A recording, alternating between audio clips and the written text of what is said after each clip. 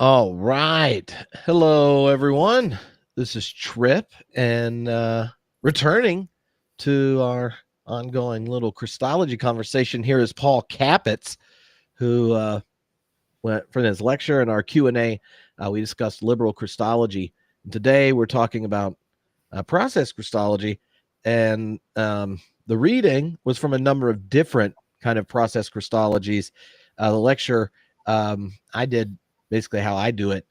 Um, and so I thought it would be a lot more fun to have a conversation with Paul in context with this, given, me just answering questions that y'all have about something I said or getting me just to be excited about John Cobb is not, that is, that is not a unique, it would not be a unique experience, Paul. If you believe me, the number of times I've talked about Christology or said nice things about John Cobb on the 2000 episodes of the podcast is significant. So I'm grateful that you're here. Um, Well, I'm to grateful to be here too. Thank you for having me back. Yeah, yeah. Well, maybe one of the things that I think might be helpful in looking at this, and there are a couple questions to this, is um, broadly kind of process relational theologians, when they are doing Christology, there are different modes of it. So like even just say like Bracken in the reading is a Catholic neo-Whiteheadian who develops a spirit Christology. Cobb following is a liberal process Protestant theologian developing a logos Christology. Keith Ward is taking a process framework and thinking with the Orthodox tradition and a lot more of its framings. And then in your lecture, you talked about Schubert Ogden, who's a process theologian that when it gets to the Christology part, he's framing it in a more existential frame. Um, so Exactly. so like as someone who's spent their career introducing both like philosophical theology and different ways of thinking about Christology, like what are some of the helpful things to kind of pick up on as we're observing even people that have this really specifically shared philosophical framework and intuition? It gets played out in this one doctrine in so many different ways. Well, that's a great introductory question. I think that at some level, as you suggest, the category process Christology is so open-ended because simply because one is a process theologian and who's committed to interpreting Christian faith through the lens of process philosophy doesn't demand a particular way of framing the Christological question. What I find so helpful about John Cobb, though, is that if I were to say that there is such a thing as the process position on Christology, I would I would select Cobb as the preeminent example of that. I think Cobb is a liberal in the classical sense that I spoke of last time. His Christology stands in the line of Schleiermacher and Tillich, unlike Bultmann's and Ogden's, because John Cobb is asking a question about Jesus' own relation to God. And that, of course, was the same question that was being asked by the patristic fathers when they formulated the Nicene Creed and the Chalcedonian definition. But that's not the way of posing the Christological question that Bultmann and Ogden argue for. And so, in my last time with you, when I said that even though I'm a liberal theologian, I think when it comes to Christology, I would hesitate to call myself a liberal on that point. Nonetheless, I do want to say that, as I said before, I have not closed the door on asking about the theological importance of reflection on the historical Jesus, as I may have given the impression that I had closed that door in my last time with you. Cobb, interestingly, picks that up, and not only in this little article that you had us read, Jesus and Christ in Process Perspective, which is a very good summary of his thought, but in his book that he published in the 1970s, Christ in a Pluralistic Age, it's elaborated very well. Cobb is asking a question about the way in which God was uniquely present in the human being Jesus. And he's using Whiteheadian categories to formulate the question and propose a possible answer to the question. Now, Cobb is aware that there's a great deal that we cannot know about the historical Jesus. So he's cautious in the way he formulates his claims.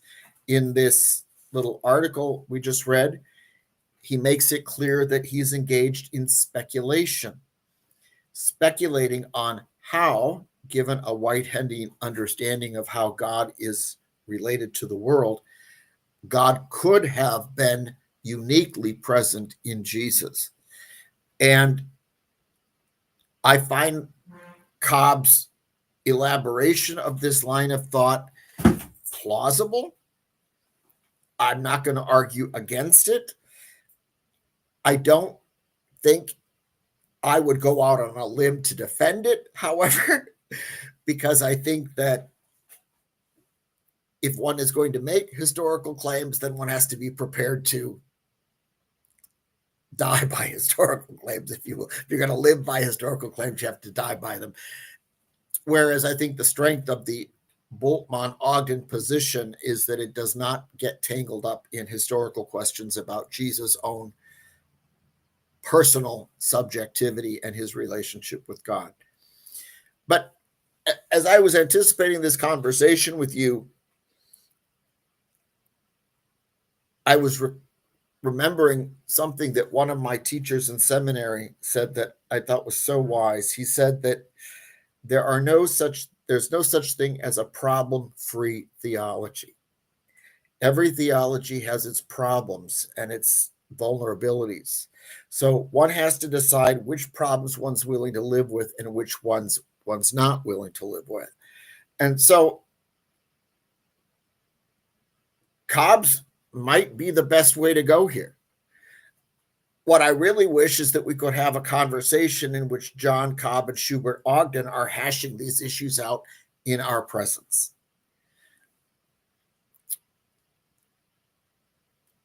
I find myself,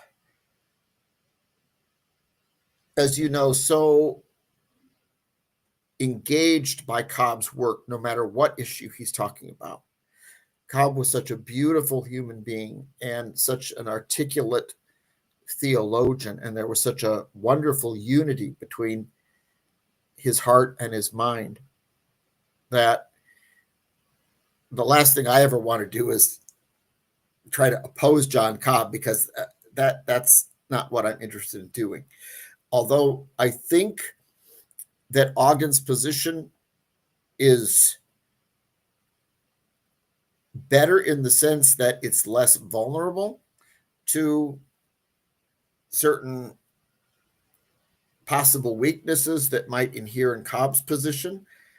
I don't want to rule it out. I don't want to rule out Cobb's position. I'd also say that I'm not here to defend a position, because I'm not sure I have a position.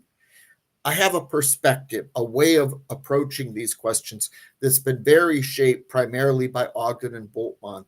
On the other hand, I could easily become converted to this classical liberal model as defended by Cobb. So let me just stop there. And Yeah. Does that make sense? Do you want to? Yeah.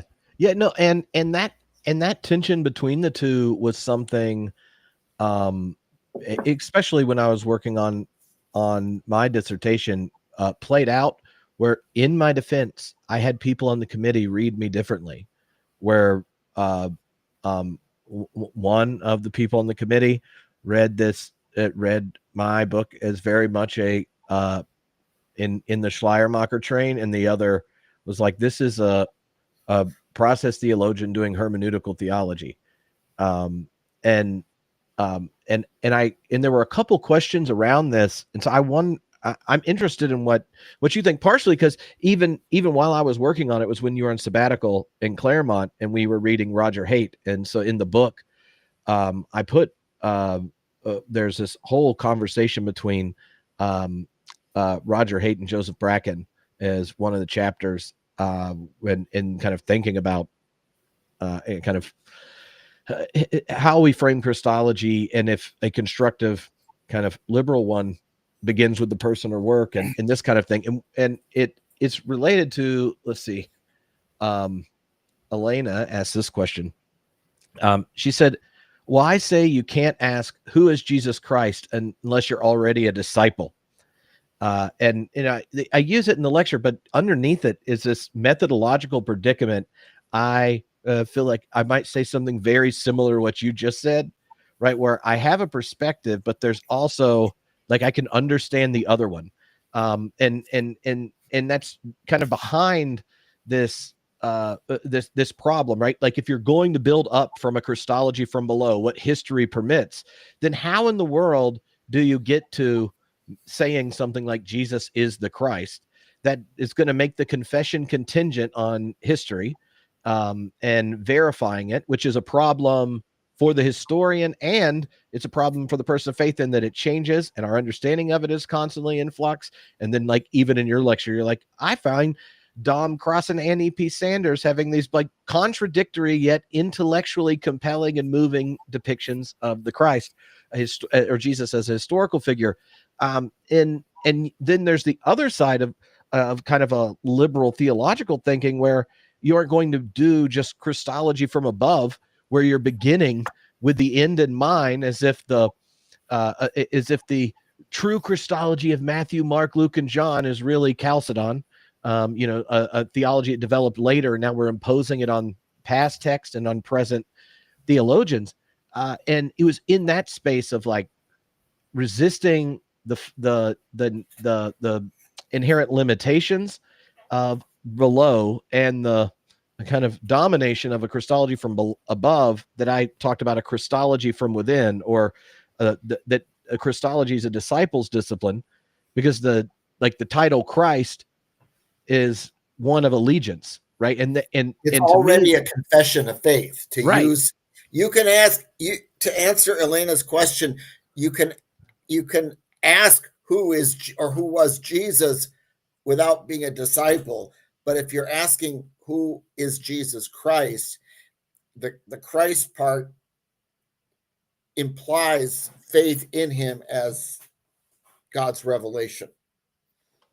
Yeah, and in like when I think of that, like I've used the synoptic narrative of Peter's confession to try to get at it. When Jesus asked to the disciples, who do people say I am? And they're like, oh, John the Baptist with the head screwed back on. Elijah, he didn't die. You came back, right? And there, and you can think of both in his own time, historical accounts of him that are plausible and based on, memory, interaction, and such. Or, I could have said a wandering cynic sage who practiced open commensaliity, problematizing civilization's top-down structure of power, Dom Crossan. Or it's someone who's internalized the mission and identity of Israel, is embodying it faithfully, and is revealed to be the eternal Son, N.T. Wright.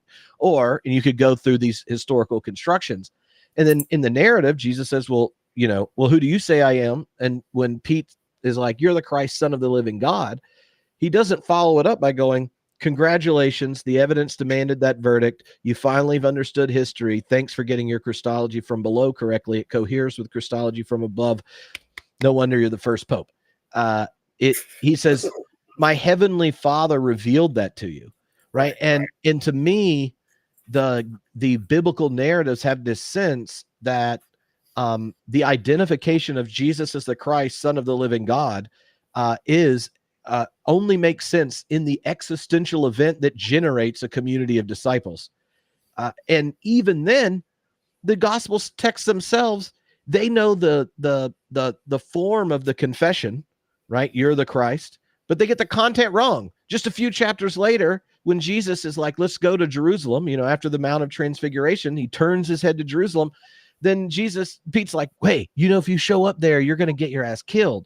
And then Jesus says, get behind me, Satan. Right. And so when it goes to the kind of reading the narrative theologically, that existential orientation, like you only answer who is Jesus Christ as a disciple, is not simply a naming the person or attributing the right title. It's also the very content of it, the work, like that you've turned towards Jerusalem, that you walk in the way of a community seeking to practice Jesus. In my thought was a Christology from within, and thinking about that relational dynamic that there actually fits very well with a process relational thinking, because it's only in the wake of the event, orienting to the reception of the past and these kinds of things, receiving Jesus as the Christ and such, that the kind of Christology is a disciples' dogma in a different way than if we asked, well, who is God? Right. And or these other doctrines that aren't kind of contextually situated, where with the disciples kind of existential engagement as a priori to answering the question. Yeah, that's very helpful, and I agree with that.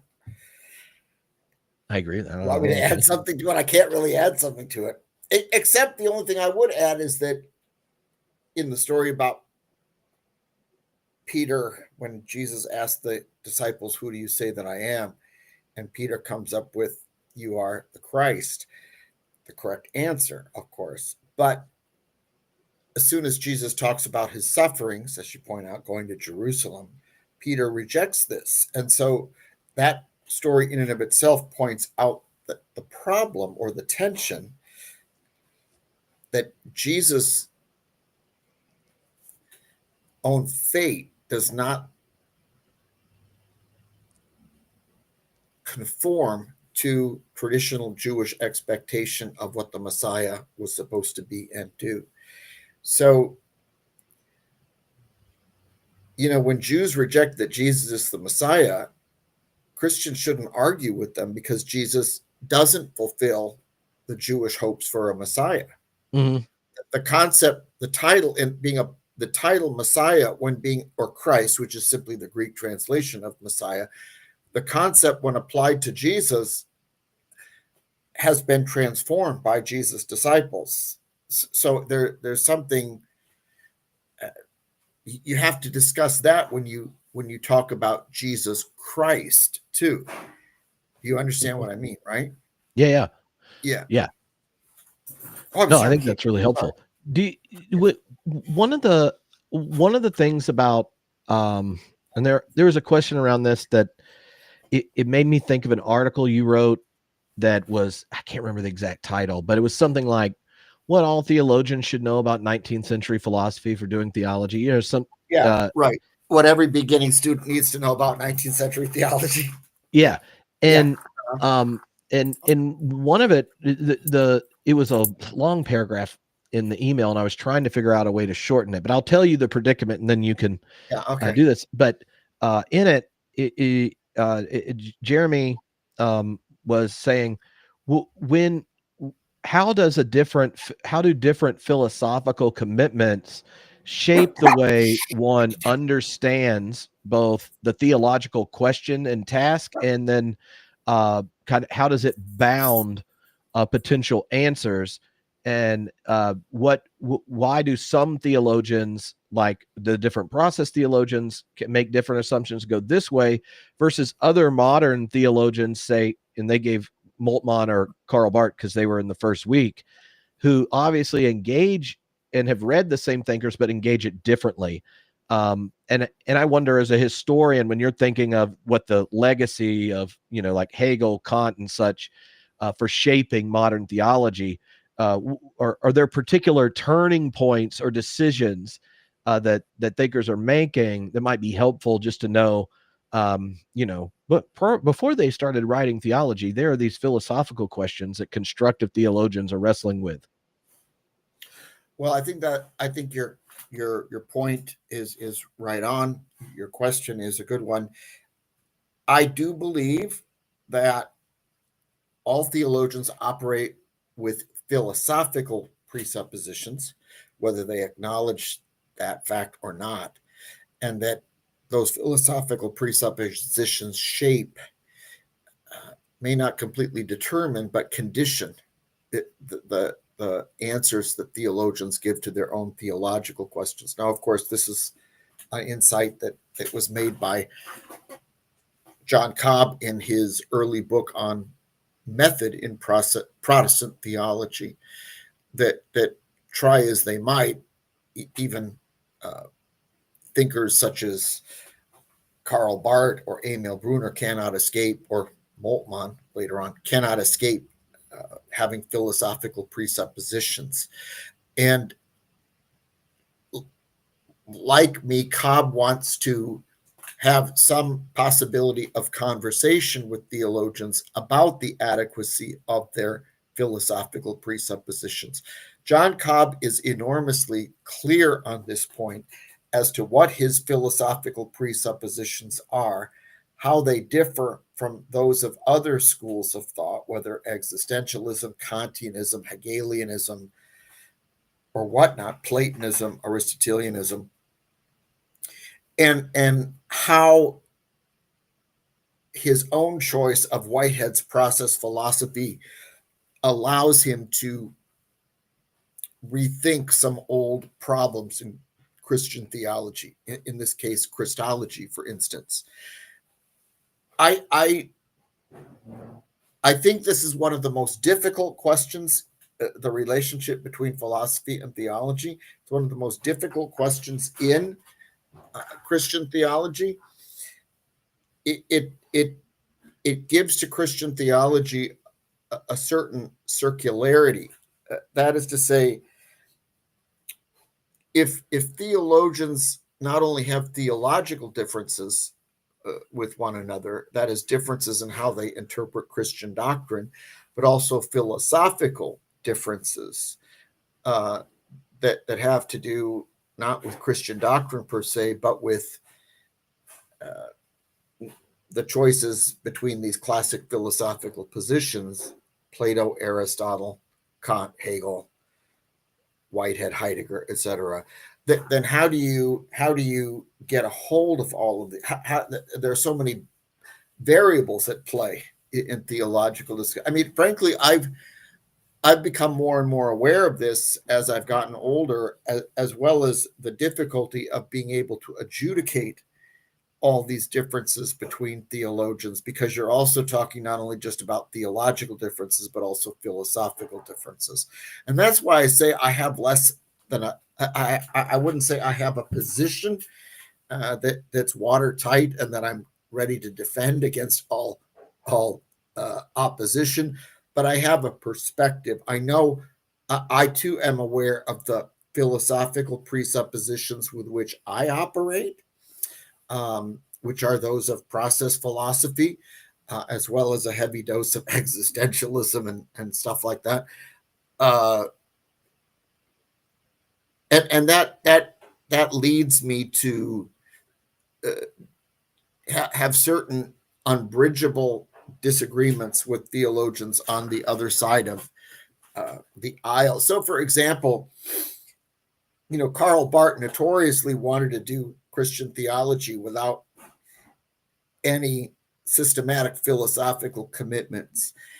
And yet there's a remarkable parallel between Barth's rejection of natural theology, knowing something about God from sources other than Christian revelation, and Immanuel Kant's rejection of the possibility of metaphysical knowledge. And I once asked a Barthian theologian at a conference at Luther Seminary in St. Paul, who was saying natural theology is philosophically impossible. And it's not only theologically objectionable, it's philosophically impossible. And once he said that, of course, he had opened the door to a philosophical conversation about, is it really true that metaphysics, there is no such thing as metaphysical knowledge? right? And I asked him if he could hypothetically allow for the possibility that on strictly philosophical grounds alone, he might be persuaded to change his mind on that question. And he said no. You see, but then I'm sure he was talking as a Bartian, because he would never admit the philosophical possibility of genuine metaphysical knowledge of God, because that would contradict his Bartian prohibition against any natural theology within Christian theology. I mean, Yeah. I mean, you can learn to analyze all these things, but how you actually have meaningful conversation between these different um, sets of theological and philosophical commitments is really hard, I think. Yeah. Yeah. In the, I wonder what you think about the language I've tried to use in doing it. The Benjamin puts the question around this way. He said, "What's the difference between theological claims that inhere versus those that cohere with scientific and historical evidence?" And one of the things I was trying to do at the beginning is broadly just talk about what constructive theology is, um, and especially when it goes to Christology, I kind of go like, well, there are three different registers that you're thinking in a constructive theology. There's the existential register, right, which is kind of required if you're doing Christology, if Jesus as the Christ is there. But there's also the historical register, and within Christology, the historical Jesus stuff, the history of interpretation, reception doctrine, and all that kind of stuff, and then the metaphysical one, which for a process relational theologian, is there's that narrows things. But one of the reasons I find kind of constructive process philosophical theology so helpful is it it it it it is wanting to create a constructive articulation of the confessional tradition of Christian theology and identity, but it's doing one that coheres with kind of the best accounts that we're engaging with scientifically, philosophically, and historically. But because of that existential register, because there is a situated form of knowledge for those that call Jesus the Christ, the whole construction shouldn't, by definition, it shouldn't inhere in what's allowed scientifically or historically, because science and history cannot force someone to make the conclusion Jesus is the Christ. But it shouldn't inhere in it, but it should cohere with it. I think that's what process thinkers do, right? And Right. Cobb's position is an example of that. Yeah. It coheres. There's nothing in Cobb's position that conflicts with what we know of history and science. But what we know of history and science cannot of themselves lead to adopting Cobb's conclusions. Mm-hmm. Yeah, and that's why I'm interested in what you think of this one, because a lot of the conversations around divine power and such in the 20th century, and people remember from Rubin, kind of the notion of self-limitation of divine power in Moltmann. In my lecture and in the book, I use the language of self-investment because it is a Christologically themed expression of a process relational framework, right? So, like, instead of God being this omnipotent deity, create space within the divine life for creation to emerge, this notion of self-limitation just sounds like the normative picture of God is the classical omnipotent deity who then ties a hand behind God's back for the integrity of creation, and then might pop that junk back in for the eschaton, maybe the incarnation, or whatever. In a process relational framework that is really developed out of the engagement with science, philosophy, and such, sees God in the world in an ongoing relationship, one where the other is never without the other, and what we experience as history are these ongoing encounters of God in the world, within creativity. So that notion of self-investment was trying to go like, how do you name a process relational framework and you let what happened in Christ thematize that language? And so self-investment is like God is fully present, giving God's self giving the divine life in the way that the invitation lure call is contextualized moment to moment. That is something that is just like a metaphysical truth for process people that helps explain the growth of patterns of inheritance that generate new possibilities from a, throughout the whole cosmic story, and then thinking about it in the history of Israel, creating a space. Like, Jesus makes no sense if he's not a Jew.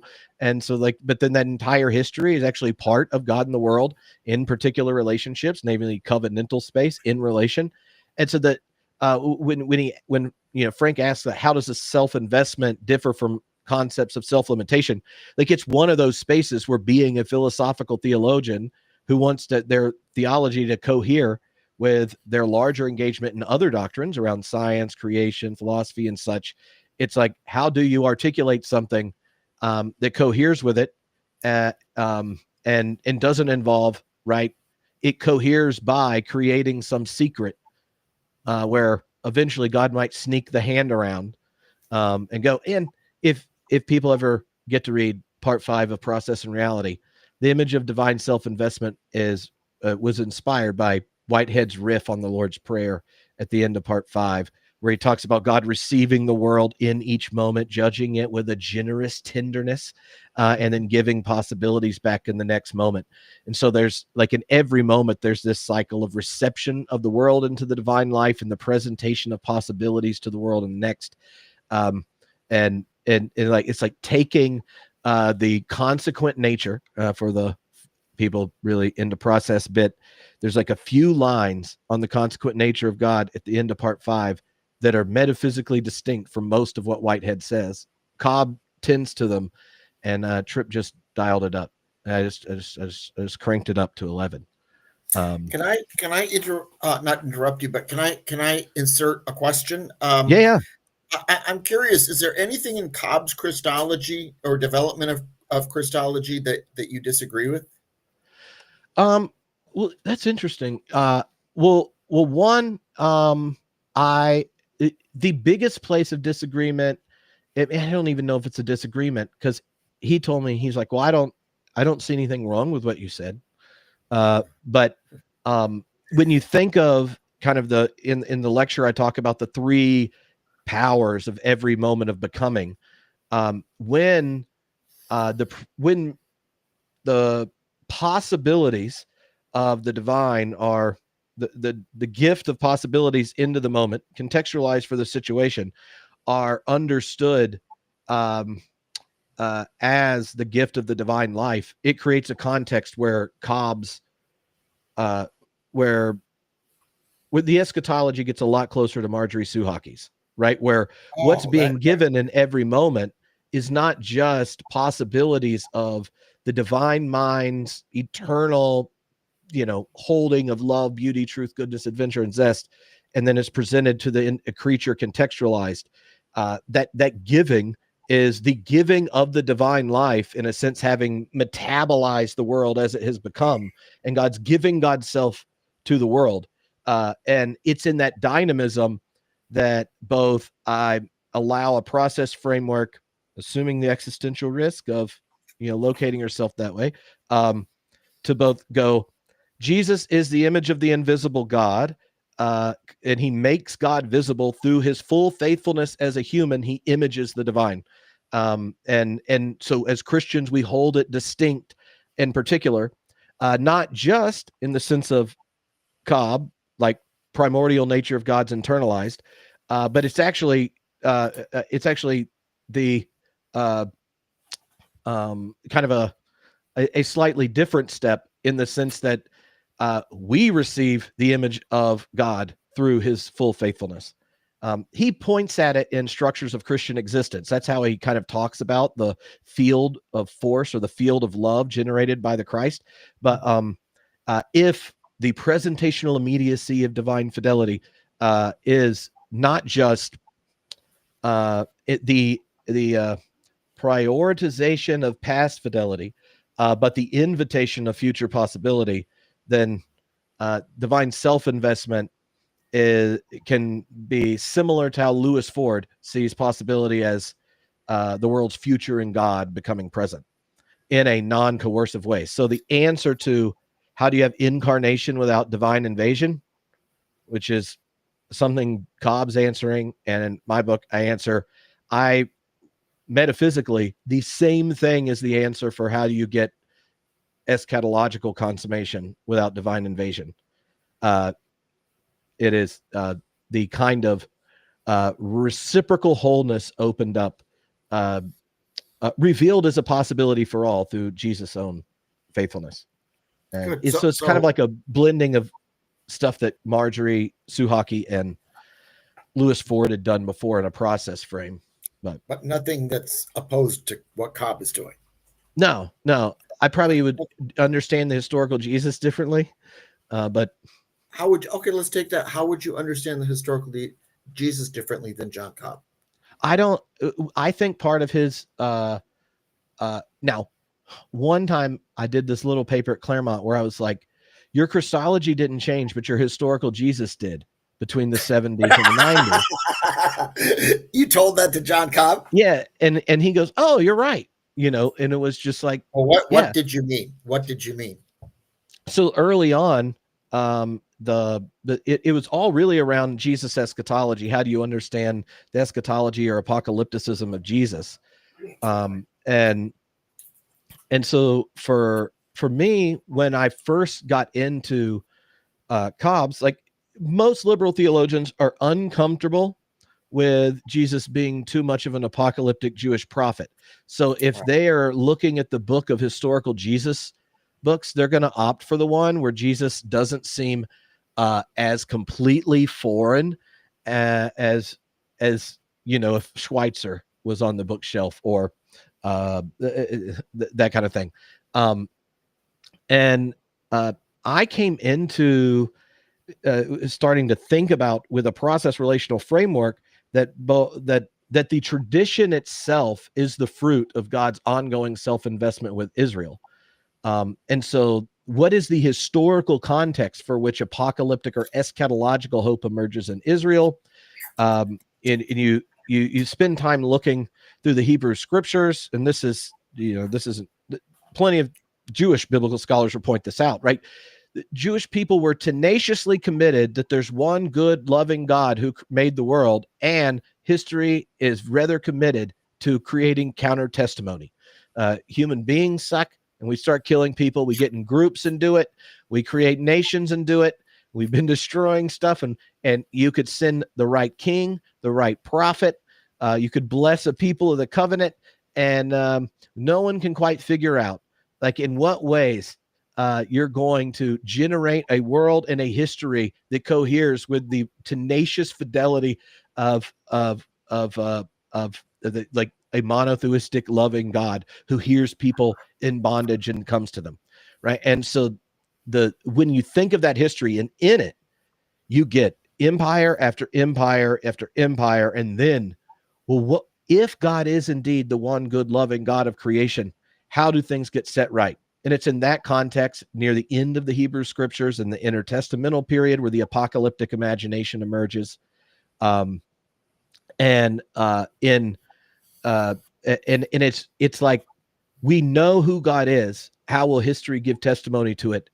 God, the day of the Lord, that's what's going to happen, right? And so when that context is there, that is a question about the character and nature of God, setting aside Jesus' teaching of the kingdom of God and all that thing from that framework to make it more collaborative, ethical, collective, just seems problematic historically. And then there's a second layer. Those that were in the Dom class last year on the historical Jesus, this came up there. But it's also, I first heard it reading Ponnenberg's Jesus, God, and Man, one of the first Christologies from below. And one of the points he's making in it is, if God's self-revelation is in history and the medium of revelation are human beings doing religious and human things, if we actually think the content of the revelation can be abstracted from the very symbolic framework in which it emerges, then we just have to admit we're doing a lot of transformation. And so like when he starts to interpret what the resurrection means and all that kind of stuff in the book, he's like, most of the debates people have today aren't even about the resurrection of the dead as a Jewish idea. It's a debate about the resuscitation of a corpse and this kind of thing. The actual content of what the resurrection meant is it emerges out of this apocalyptic Jewish hope that God is tenaciously faithful and committed to a world that works against the justice and reign of God. And then in that context, what are the unique features of the way in which Jesus embodies, teaches it, and such? You'd get like the parsing in Jesus' own teaching, right? The kingdom of God is present and active without a colliding or shifting of the ages. In Paul's interpretation of the resurrection, it's an overlapping of the ages. It's an emergent, non-violent eruption of divine possibilities for new creation in the midst of the old. And so we're sitting there. And so a lot of liberal theologians will take those historical layers that are perhaps embarrassing in one context or whatnot and want it to make a smaller theological claim on the theologian or the present. And so I've always been like, well, how much of it is ultimately problematic if Jesus's and Paul's kind of non-interventionist apocalyptic scenario, but it's a participatory emergent eschatology are there. And Jesus' teaching of the kingdom, Paul's vision of overlapping ages of new life. And so in that sense, the Christology and eschatology in my book is higher or permits more retrieval of that part of the tradition, but it started with the role and function of historical studies. If what we're studying historically are events of God and the world in relation, then they have revelational import that matters, which is why in the lecture I do the connection of like Hesed as the category for divine activity of reading covenantal history, kenosis for the person of Jesus, and theosis for the cosmic one. They all, given on the register, are forms of divine self-investment that are thematized by God's self-testimony in this history through the medium of bodies, peoples, and such. So it's when I first went to Claremont, it was because I loved John Cobb and Ponnenberg, Paul. And so this was that's the origin story behind it. I was just warned by Phil, you don't want to write a chapter or two on Ponnenberg. Why not?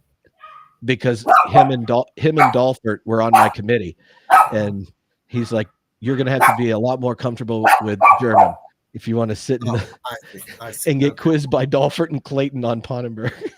Hey, listen, I'm conscious that in the column on the right-hand side of the screen, some people are saying, when are we going to get to the questions we submitted for Trip?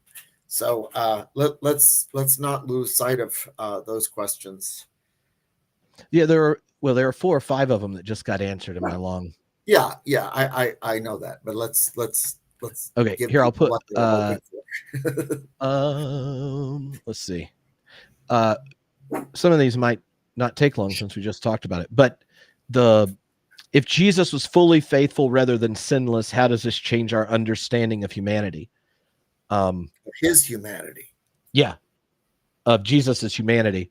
And underneath that is something I've found it kind of invigorating about the early church Christological challenges is the humanity of Jesus was never debated. And there were lots of heresies that came up with ways of like excising parts of Jesus' humanity to sneak God in, like, oh, it's a divine will, a divine spirit, a divine this. And if his full humanity's there and it's not divinity by negation, then and the terms of a process relational, there's this invitation every moment. Instead of thinking sinless but fully faithful, then you get a way in which he is fully human and contextualized, doesn't require some omniscience or whatever, but through his full fidelity, he makes material or incarnates God, who is the invisible spirit calling, luring all things every moment, makes it material, makes it transparent, makes it there. And I find that very helpful, especially for those of us Protestants whose anthropology is overdetermined by kind of Puritan sin and this guilt complex and all this kind of thing, to go, no, it's not about like being like this completely sinless in this purified abstract form. It's like, what does it mean for us moment to moment to both learn to receive more and more of the love of God that God has for each and every one of us, our neighbors and our enemies? And what does it mean to say yes to that love moment to moment? Jesus' humanity is simultaneously a model for what humanity fully alive looks like. And by participating in the mind of Christ, a means by which we come to do the same, right? And it's a process riff on Schleiermacher there. Okay, but let me just push back on the formulations here. If Jesus was not sinless, let us say, if we're admitting that Jesus may have been sinful in some sense, can you say then that that person was fully faithful, or can you only say he was partly faithful? Well, you know, a lot of it depends on what you think, what is entailed in categories of growth and maturity and maturation. I'm not defending the idea of Jesus' sinlessness. No, right? I just don't like the question. There's someone else asked the same thing about, they were like, you went on this long bit about, is Jesus God? And I don't know if you answered the question directly. I just usually find, is Jesus sinless is a substance-based question that process people like, let's think about it relationally. Is Jesus God? I'm like, wow, that's a weird question. What does that mean? And Valerie has a question just about this same thing where, see if she's getting what you're getting at. You reframe Jesus' sinlessness as faithfulness to God's invitation. Richard Rohr sees sin as illusion of separation from God. Are these approaches compatible? They seem to complement each other well to me. And I don't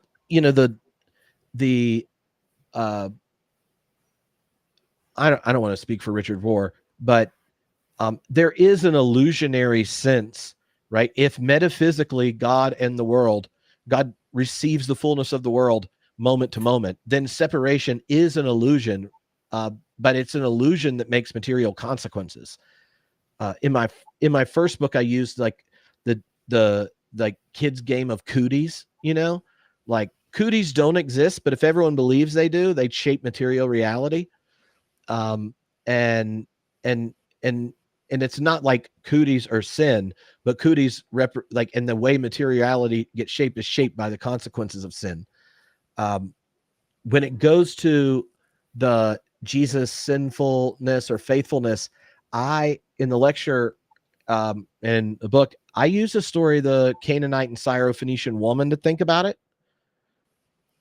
Because there you get Jesus, going, go, oh, well, there's this, will you heal my daughter? And he's like, I was sent to Israel. And then she's like, well, even the dogs get the crumbs from the master's table.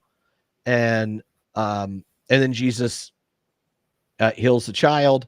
And after that, if you follow the synoptic narrative, his teaching of the kingdom of God now includes non-Israelites, right? And so I use that story in the book to talk about what faithfulness means. And I say that Jesus, I think that's a great, he catches up to being example. The Christ. Yeah. And so was he wrong in the sense that the way he inherited the past was not fully sufficient? Yes.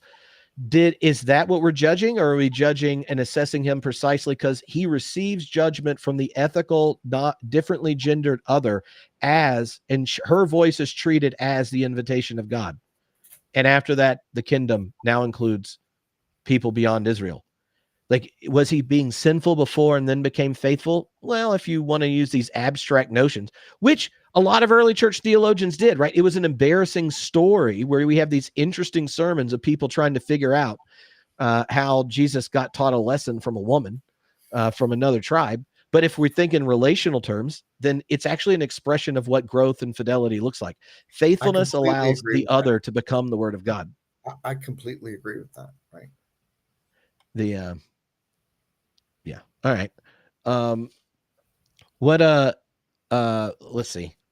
We'll go to a different. Oh, you okay? There are multiple questions about like, is Jesus God or not? What if you were thinking of different ways liberal theologians handle that question uh, broadly, and then the possibilities within a process tradition, like what comes to mind? Well, all of the liberal theologians I know of, beginning with Schleiermacher, would not say that Jesus is God. They would Mm-hmm. say that's a category mistake. That they would say that's an idolatrous statement, and I would agree with that completely. Yeah. Um, Schleiermacher, and in this, Tillich and Cobb follow him in their different conceptualities and language. Schleiermacher believed that to say that Jesus had a perfect consciousness of God was the same thing as saying that God was in Christ.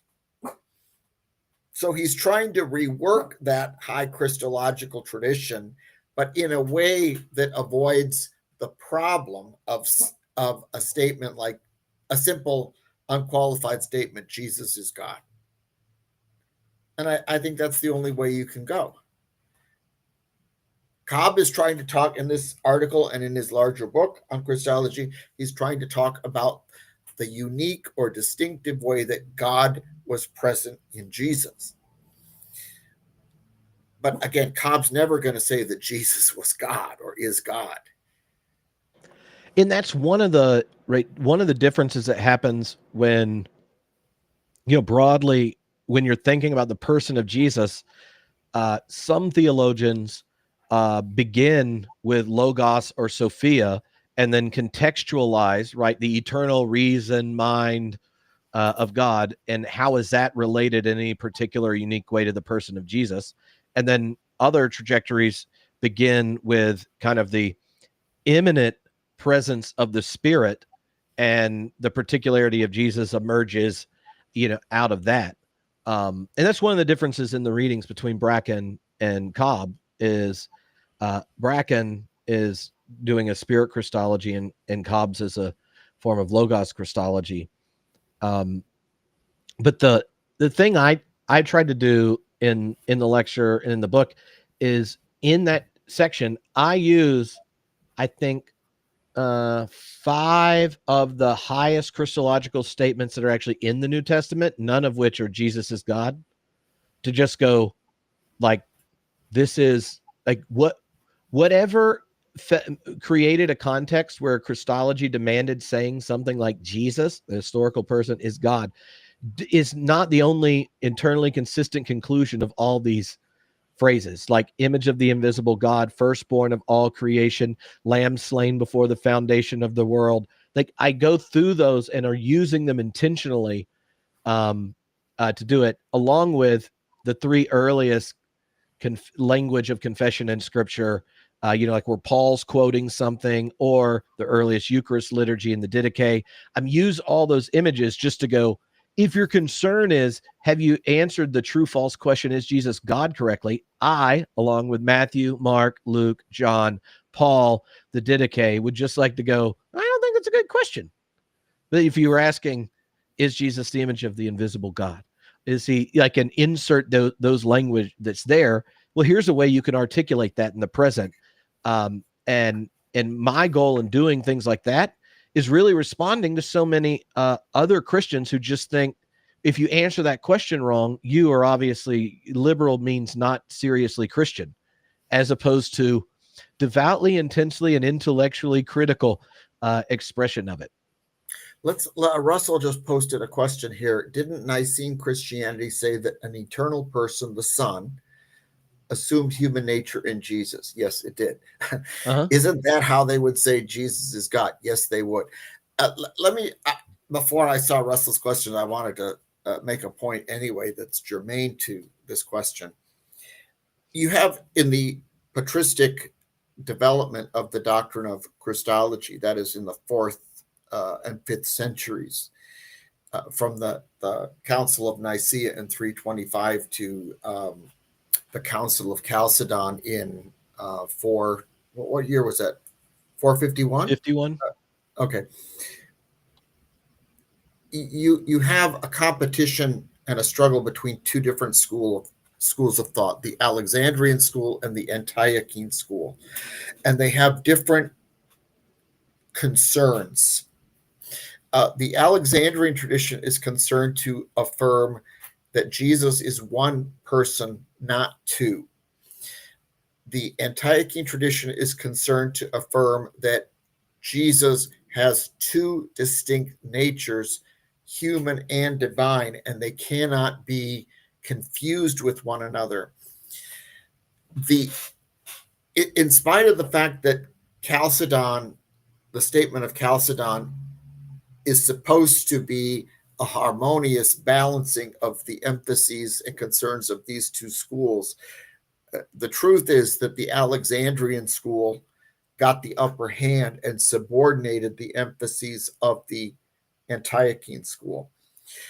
The Alexandrian school advocated what's called the communication of the attributes, the communicatio idiomatum, according to which, because Jesus is one person, not two, whatever you say about Jesus' human nature can also be said of his divine nature and vice versa. So if you follow that logic, you can say, well, because Mary gave birth to the person who is fully divine and fully human, you have to say that Mary is the mother of God, which is what Catholics say in the prayer Hail Mary, right? But the Antiochenes would never allow for a statement like that, because that confuses the two natures. But Christology in both the Eastern Orthodox and the Roman Catholic West is primarily shaped by the Alexandrian concerns. And if I had lived in that era, I would have gone to my death rejecting Alexandria and defending Antioch. I think that a great deal of confusion has been caused by the concerns of the Alexandrian school, so that if you follow that logic, you could say, if Jesus was taking a nap one day under a tree by the Sea of Galilee, that God was taking a nap. See what I mean? None of the Alexandrians would ever want to say that, but I mean, if you follow the logic of their positions, you make claims like Jesus created the world because he was God. Jesus was omniscient, so he wasn't really challenged by the Syrophoenician woman because he was omniscient. There's no doubt that the idea that Jesus is God is firmly embedded in the dominant strands of Christianity all the way to the present day. But I have to agree with Jews and Muslims who say that if you're going to make the claim that Jesus is God, you're no longer a monotheist. And so I just reject that whole Christological development. Mm-hmm. That actually sets up for David's question here. He said, should we convince people that ancient Trinitarian doctrine is inadequate? The Yes. Neoplatonic same substance theology of Roman Empire days doesn't work with today's philosophy, science, and scholarship, right? Doesn't even work with my understanding of the Bible. Yeah, actually, I actually find that to be the much more compelling one. When talking, I don't think current American Christianity is a one where you're like, don't you need it to fit with science? Wouldn't that be nice? But don't you think we should be biblical? When you think of all the ferment that open theists who are like, they won't like this. It's like process for evangelicals. But they got to it by just reading the Bible, like, oh, God changes, God suffers, God has pathos. Well, then why do we think perfection means God can't change, suffer, or have pain? And they get there. But the interesting feature to me in this kind of like parallel journey of process people doing it, and then kind of evangelicals who take the Bible seriously when it talks about divine pathos, change and such, is they come from denominations that are not creedal. So, and I know this because I'm Baptist. Like, we literally joke, like, no creed but Christ, and we find it funny how many of our our ecumenical relations are shaped by people who stand up and repeat a series of phrases at the beginning of worship of people that chased down and killed our ancestors. You know, like, this is just Baptist suspicion towards these traditions in general. But the other side of it is, you read that. If you are actually someone that reads the Bible and prays every day, there's nothing about reading the Bible all the time where it pops out and sounds like the creed. In fact, the creed skips from right after the conception until the cross. And you're like, well, then why did Matthew, Mark, Luke, and John talk about Jesus preaching, teaching what he said, did, and endured so much? If we're just going to skip from born of a virgin right over to suffered under Pontius Pilate, like, come on, we love Jesus. Whereas there's no Jesus stories in this. And now you're telling us what it's supposed to be framed by. And so I feel like there's this, the inadequacy of even prioritizing the biblical testimony, or recognizing the nature of the divine life in Scripture and the way it's witnessed to, is just as problematic as a broken metaphysical system. Though I think we both have some friends who've spent an entire career updating Thomism for a universe they discovered is actually billions of years older, bigger, and wider than they ever imagined. And at some point, I'm like, but why update a system that just didn't know? Like, do you remember when you and I did an interview with John Cobb, and he said the same thing as I just said about the Trinity? Yeah. There was actually one of the people asked a question about that in the Cobb article. John said, how do you react to Cobb's statement? Fixation on the Trinity has done more harm than good. Like Wesley, I don't require creedal Trinitarianism. I appreciate this freedom.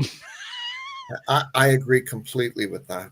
I was really distressed the other day when I read an article that as a result of ecumenical conversations, the United Methodist Church is thinking about amending its Book of Discipline to incorporate the Nicene Creed in it.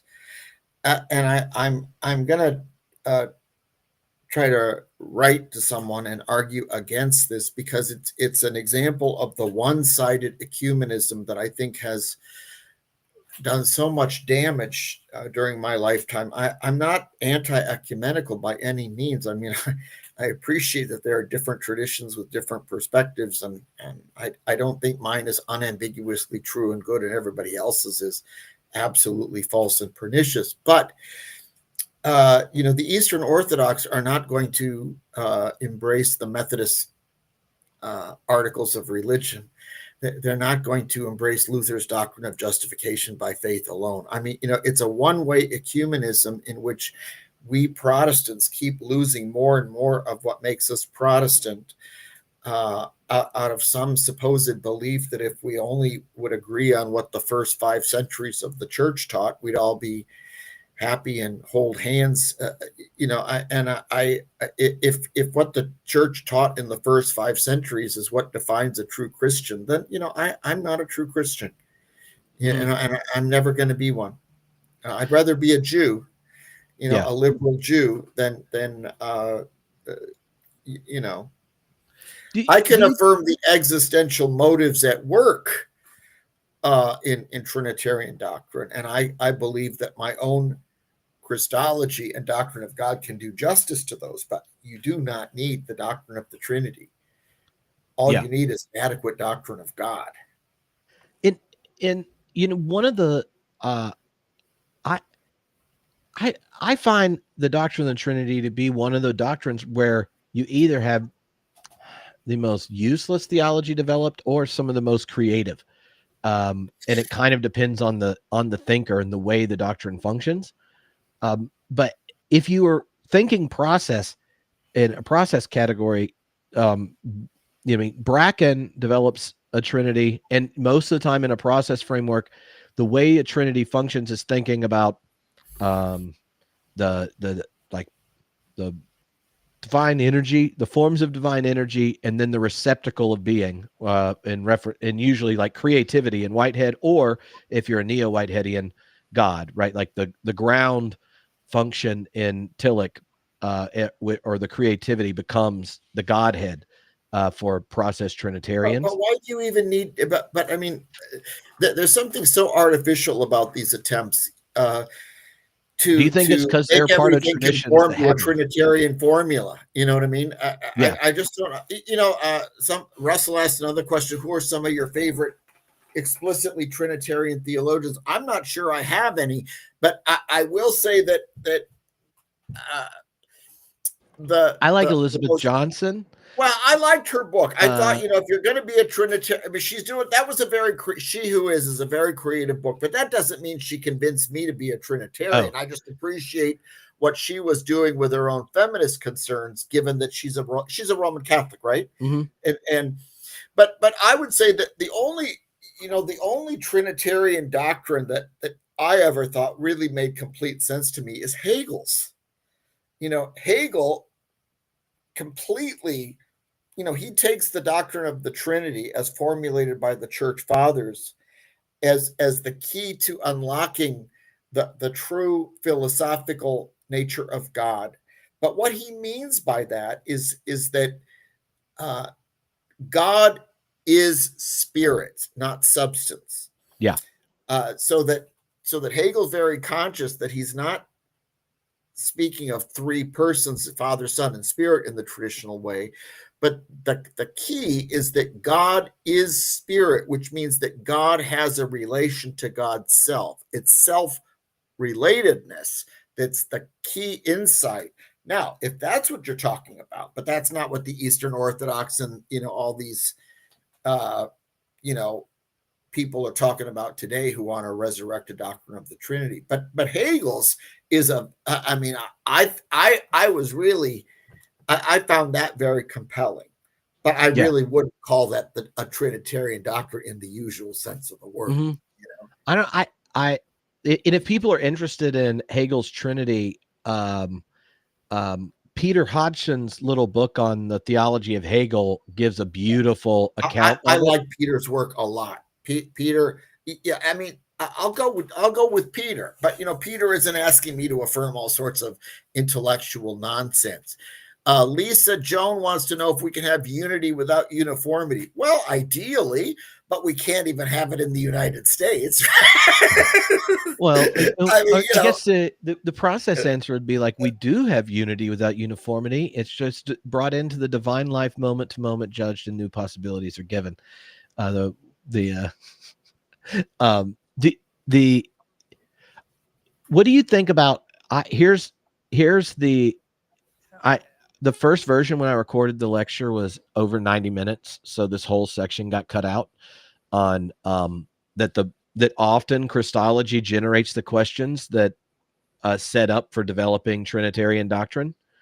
And so I had this whole bit on uh, thinking about the phenomenology of divine encounters, and this is it was inspired by reading lots of religious phenomenology and the way people try to articulate the language people use about experiences of the divine, and religion and sociologists coming up with typologies. And this was used in doing lots of surveys with people to talk about experiences of transcendence, right? And if you take all the different languages that show up cross culturally, that having there's a whole host of them where language about the divine is in reference to the ground, or in whatever way you want to use it, like the ground of being is one, but like, or a depth dimension, or those kind of things.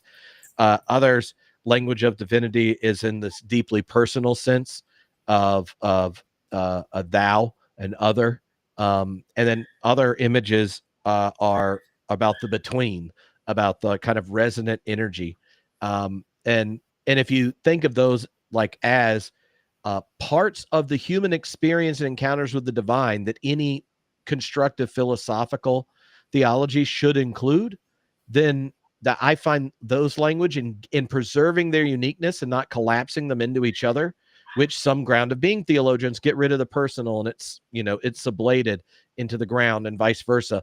Monotheistic traditions have a hard time with between language around divinity unless it's mystical characters.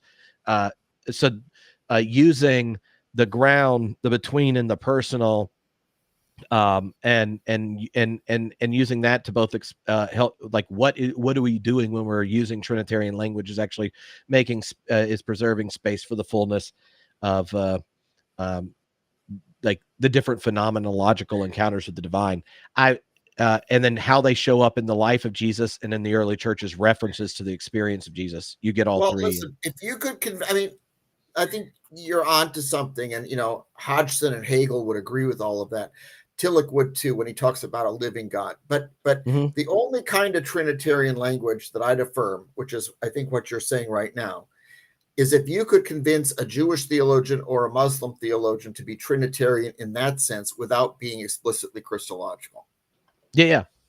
Yeah. Which is required Hodgson, of an adequate doctrine of God, but not because you're making all sorts of exclusivistic Christological claims about Jesus. Listen, I've got to go very shortly. I just want to answer. Refried Bean asked a question whether it's possible for us to cheer God up. And I think it is, that every time we turn from evil and do something good, I think God experiences great joy.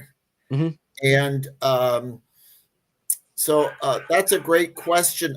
Listen, I also want to say that last time I was on your program, I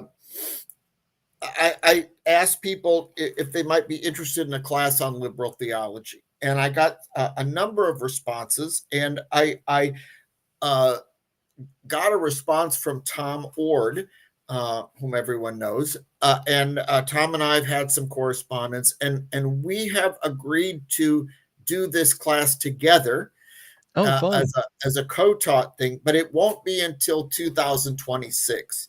So I invite people to continue to, let me know, and I'm keeping a file of people. And then when Tom and I get more details about this in the coming year, we'll send out the list. We'll invite people to join us. Okay.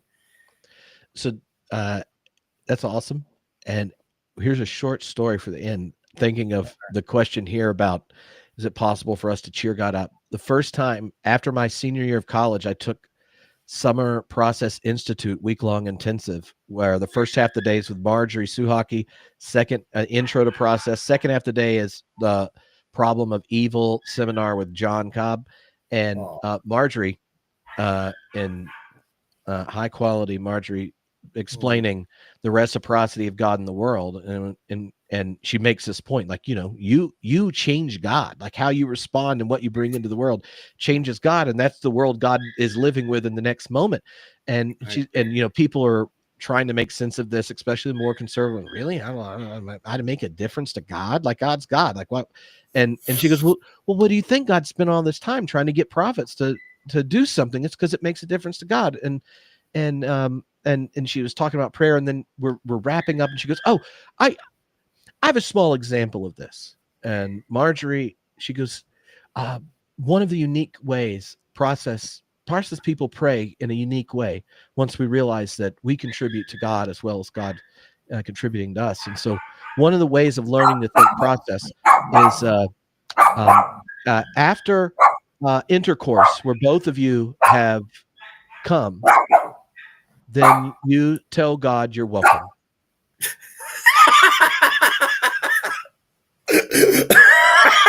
Because that intense form of love expressed physically, that's great, is neither required, and it's gratuitous grace, and God would have been absent it. And then you hear mostly the females in the room say amen, and Marjorie goes, go and do likewise. Oh, that's funny. Well, thank you, Trip. It's always good to be with you, and I appreciate all these questions from others. I'm sorry we couldn't answer all of the questions, but listen, people are free to contact me, and I often have Zoom conversations with people I meet on your program and in your classes, I should say. And I just am so grateful to have been a part of this. It's great. Thank you so much, Oh, Trip. lots of fun. And thank you all who are on here for joining. And you're all more than invited to do the next class with Grace Ji-Sun Kim on the spirit. So there we'll be looking at the spirit and like thinking about it historically, biblically, and then images of the spirit that go across different cultures, religions, and traditions, and what it's like to think constructively beyond those boundaries. So yeah, there you go. Until next time. How do we contact him? Oh. Meaning me, I guess. You can send people my email address, right? Yeah, and if you reply to any of the class emails, if they're for Paul, we'll just forward them on his way. All right, good. All right, good. Cool. Bye, everyone. God Bye. bless you all.